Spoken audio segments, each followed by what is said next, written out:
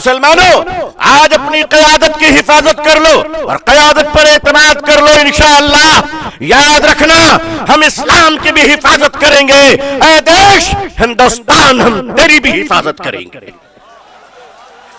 औकाफ, ये जो वक्फ की जमीनें हैं, ये बिलीवर्स की चैरिटी है, ये मुसलमानों के बुजुर्गों ने चैरिटी की है, और ये देश की जमीनें देश में रहेंगी और देश ही के काम आएगी। मैं जेपीसी को सिर्फ इतना कहता हुआ जाना चाहता हूं कि आपने बड़ी नाइंसाफी से काम लिया है, बड़ी नाइंसाफी से काम लिया है।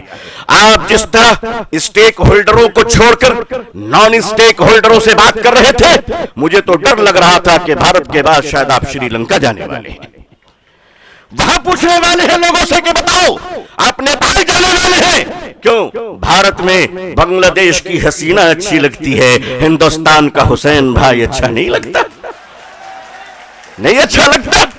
मैं उस देश का रहने वाला हूं, मैं भारतीय हूं और भारतीय समाज का हूं। हमने वो परिवार देखे हैं कि जिस परिवार में पत्नी शाकाहारी है और पति मांसाहारी है।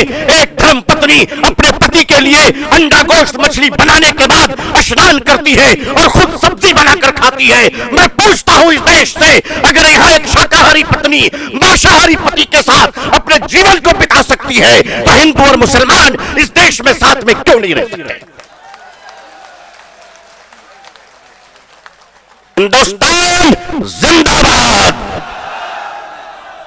हिंदुस्तान जिंदाबाद, all India Muslim personal law board जिंदाबाद, मुसलमान जिंदाबाद, इस्लाम इस्लाम जिंदाबाद। India Muslim personal law board के मुअज़्ज़ज़ सदर जनाब फ़क़ीहुल असर हज़रत मौलाना खालिद सैफुल्लाह रहमानी साहब, बोर्ड के मुअज़्ज़ज़ जनरल सेक्रेटरी हजरत मौलाना शाह फजलुर रहीम मुजद्दिदी साहब की क़यादत में all India Muslim personal law board Jantar पे मंतर पढ़ने नहीं आया है, बल्कि अपने हुकूक की आवाज को बताने के लिए आया है।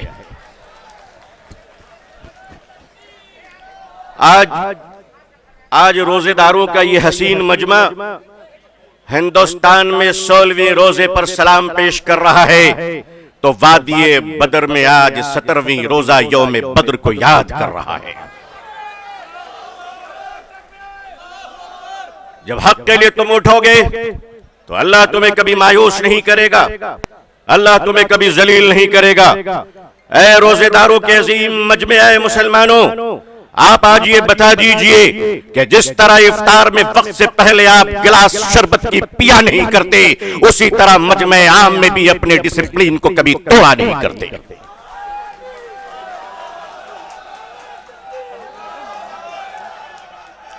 मीडिया का काम है आपसे पूछना, आपका काम है बिल्कुल खामोश रहना।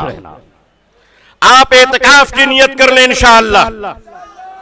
मैं अपने मीडिया के भाई बहनों को अच्छी तरह जानता हूं, इन्हीं के बीच तो बड़ा हुआ हूं। आखिर इन्हें हम नहीं जानेंगे तो क्या ट्रंप साहब जानेंगे? इनका और हमारा बड़ा गहरा रिश्ता है। लेकिन आपको बता देना चाहते हैं, हम यहां लड़ने या हुकूमत को धमकाने या किसी समुदाय विशेष को ललकारने के लिए नहीं आए हैं, बल्कि जंतर मंतर पर लोकतंत्र और संविधान में दिए गए अपने अधिकार के रक्षा के लिए आए हैं। हमारे ऑनरेबल एमपीज जो दूसरे धर्म और समुदाय से ताल्लुक रखते हैं, हम उनका इस्तकबाल और स्वागत करते हैं। मैं उस देश का रहने वाला हूं, मैं भारतीय हूं और भारतीय समाज का हूं। हमने वो परिवार देखे हैं कि जिस परिवार में पत्नी शाकाहारी है और पति मांसाहारी है। एक धर्म पत्नी अपने पति के लिए अंडा गोश्त मछली बनाने के बाद स्नान करती है और खुद सब्जी बनाकर खाती है। मैं पूछता हूं इस देश से, अगर यहां एक शाकाहारी पत्नी मांसाहारी पति के साथ अपने जीवन को बिता सकती है, तो हिंदू और मुसलमान इस देश में साथ में क्यों नहीं रह सकते?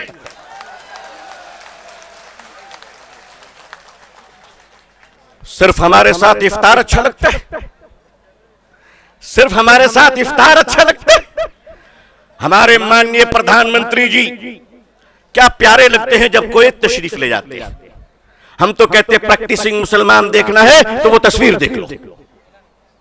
अगर आपको प्रैक्टिसिंग मुसलमान देखना है, आपको अगर प्रैक्टिसिंग मुसलमान देखना है तो पॉलिटिकल पार्टी में इफ्तार देख लीजिए, कितने प्यारे प्यारे हसीन और जमील मुसलमान नजर आते हैं। लेकिन अजीजान मिल्लत, माननीय प्रधानमंत्री जी कहा करते हैं कि हमारे जमाने में जब हम बचपन में थे तो ईद के रोज हमारे घर में खाना नहीं बनता था, पड़ोसी मुसलमान खाना भेजता था। प्रधानमंत्री जी, मुसलमान आज भी जिंदा है, आप इजाजत दीजिए, मोहब्बत से प्योर शाकाहारी खाना हम आज भी ईद में भेजने को तैयार हैं। मानिए, हमारे घर का चूल्हा बंद नहीं हुआ है, आपके दर की मोहब्बत का दरवाजा बंद हो गया है।